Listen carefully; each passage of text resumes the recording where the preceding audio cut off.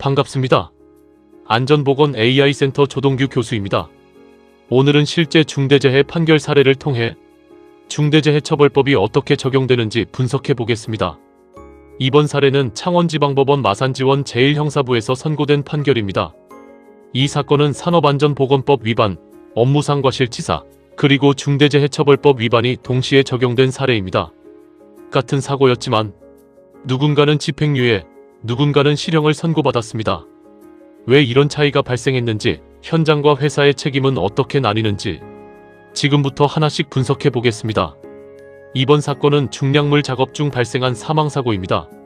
현장에서 약 1220kg의 방열판을 크레인을 이용해 뒤집는 작업이었습니다. 섬유벨트를 걸어 인양하는 과정에서 벨트가 끊어졌고 그 결과 방열판이 낙하했습니다. 근로자는 그 아래에서 작업 중이었고 결국 협착으로 사망에 이르게 됩니다. 이 사고는 특별한 상황이 아닙니다. 현장에서 충분히 반복될 수 있는 작업입니다. 이 사고의 원인은 세 가지입니다. 첫 번째, 작업 계획서가 없었습니다.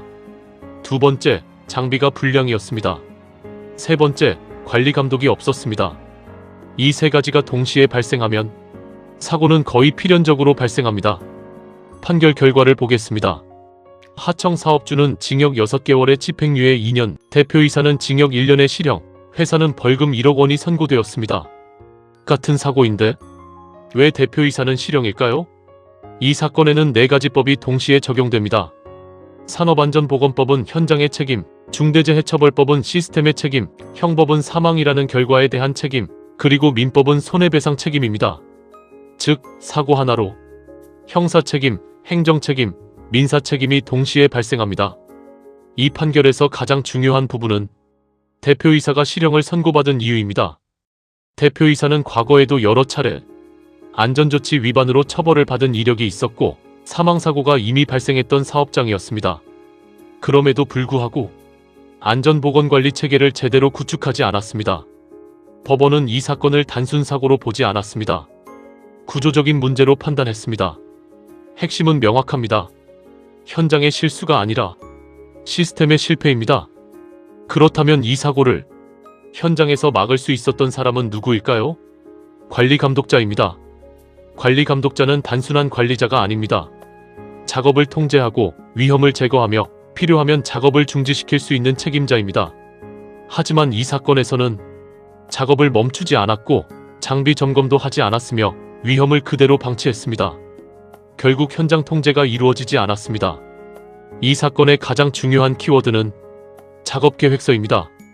중량물 작업은 반드시 작업계획서를 작성해야 합니다. 작업계획서에는 작업 순서, 하중 검토, 줄거리 방법, 작업 환경, 작업자 위치, 비상조치가 포함되어야 합니다. 하지만 이 사건에서는 벨트 상태에 대한 검토가 없었고 샤클도 사용하지 않았으며 근접 작업이 그대로 진행되었습니다. 이건 단순한 실수가 아닙니다. 관리 실패입니다. 사고의 흐름을 보면 단순합니다. 작업 계획서가 없고 관리 감독이 없으며 작업이 그대로 강행되고 결국 사고가 발생합니다.